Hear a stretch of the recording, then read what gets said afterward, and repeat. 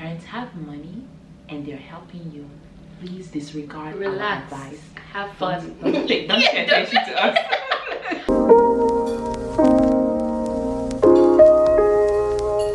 Yo, what's up guys, welcome back to the channel. If this is your first time, my name is Kikeli and this is my good friend Feiji.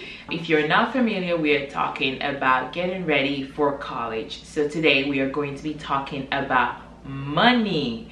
We're going to be talking about sika ega, l'argent, moula, whatever you call it in your language. We're going to be talking about that for college students, and that's what brings us to the title, How Not to Be a Broke College Student. Yes, we've been there before. Yeah. And we're trying to help you guys, you know. And also with like the economic state of the United States, it's very important to put your finances at the top of your mind as you make this journey to college. The first advice we have is to track your expenses. You want to know how much money is coming in, how much money is going out. And if you're broke, most often times what that means is you're spending more money than is coming in, or you're spending all the money that's coming in. And there are multiple reasons for that. If you know where the money is going, you know where you can cut back on stuff, where you can save money. Sometimes you'll look and you'll see like you have maybe like Hulu and Netflix, but you only really watch Netflix, or you only really watch Hulu.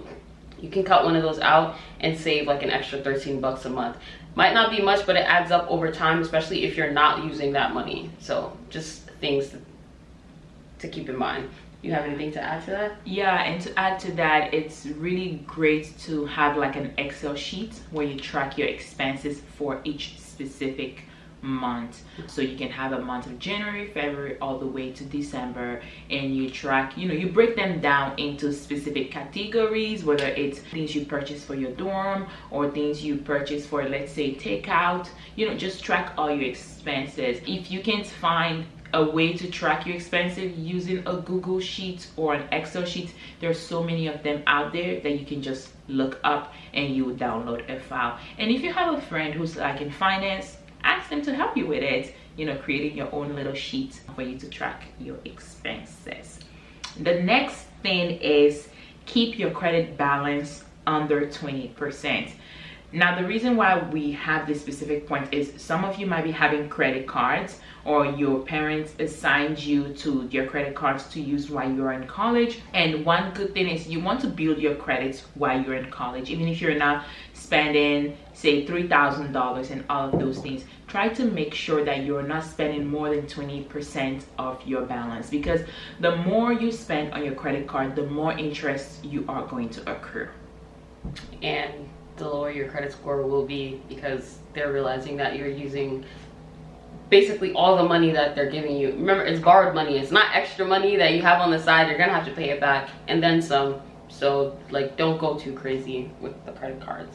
The next tip is to opt for cheap or free activities. There are so many things you can do that are free. We do it all the time. You can walk around, there's parks, there's, I don't know, different activities that you can find. Especially on a college campus, there's always something for free. So try to save money in that department. Your social life is important, don't get me wrong, but you don't have to spend $50 on alcohol every weekend. You can maybe party maybe once a month, and don't even party that. Like, I didn't party, but if you're gonna party, like, be mindful of how you're spending the money while going out. And also, when you're under the influence of things like that, your inhibitions go down. So you may have set out to maybe spend $20 that day, you had a little bit too much of whatever, and now you're $500 in debt. So yeah, be mindful of how you're spending money, and especially when you're going out, and look for cheaper things to do. Another thing to add to that is make good use of your university card. A lot of stores and online stores offer 10% off or 5% off. So do make good use of that university card, or student discounts as they normally call it.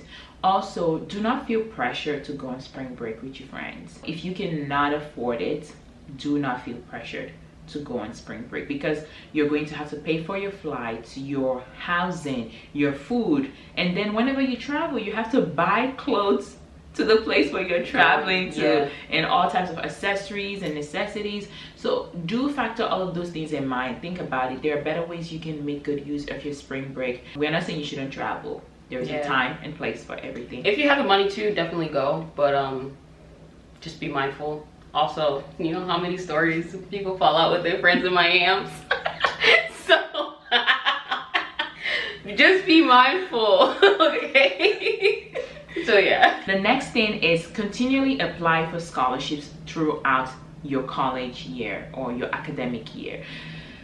Do not think that because you apply for scholarships in your freshman year, that's it. Continually look for scholarships, because you never know what's out there. You might get a $5,000 scholarship, a $10,000 scholarship, and that will actually offset some expenses that your parents are going to have to make and your own expenses, and it will also lower your student loan debt as well. Yeah, like this is a no-brainer. Go to work.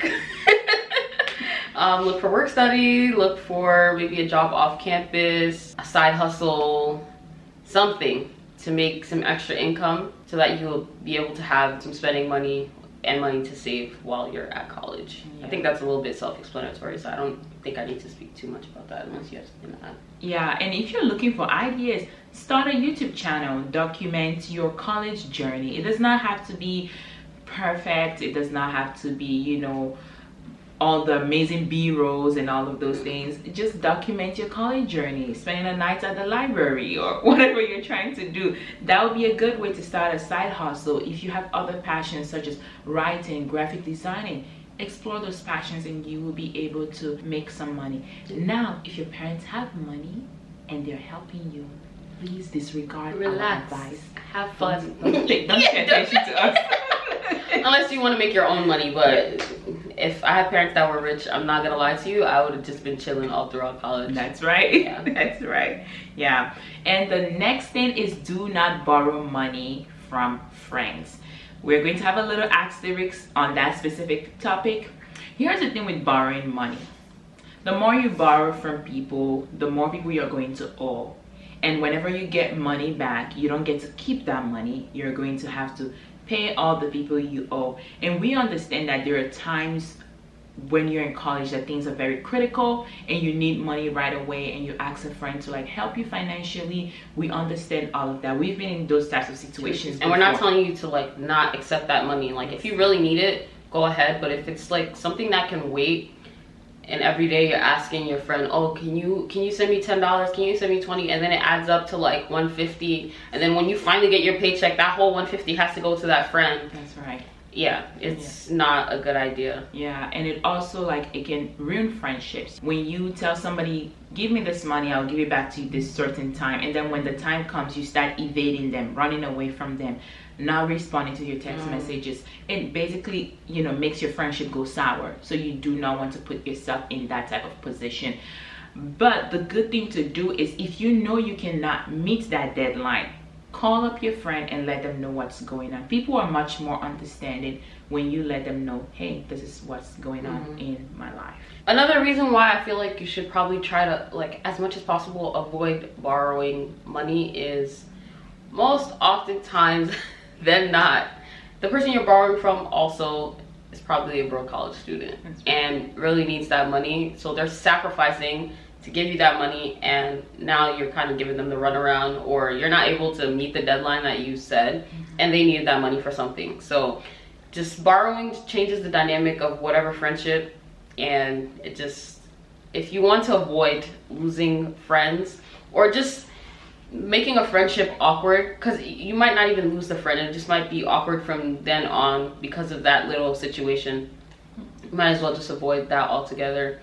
And based on all the other stuff we just told you, if you use those principles, you will never need to borrow money unless it's like an astronomical amount of money. I don't know what you could possibly be doing to need like a crazy amount of money, but yeah. Another thing that's actually, because we're actually done, but I just thought of something to add. For your textbooks, you do not have to pay full price for your textbooks.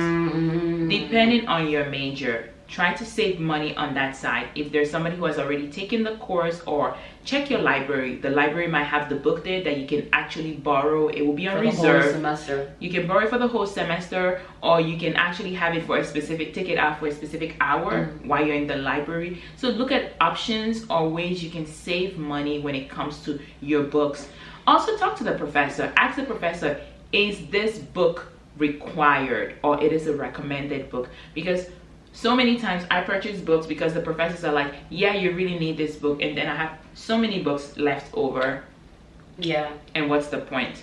And another thing is that if you spend money buying a book, at the end of the semester, take advantage of the buyback program where you can actually resell your textbooks to other students. And that's it for today's video. We have a verse for you.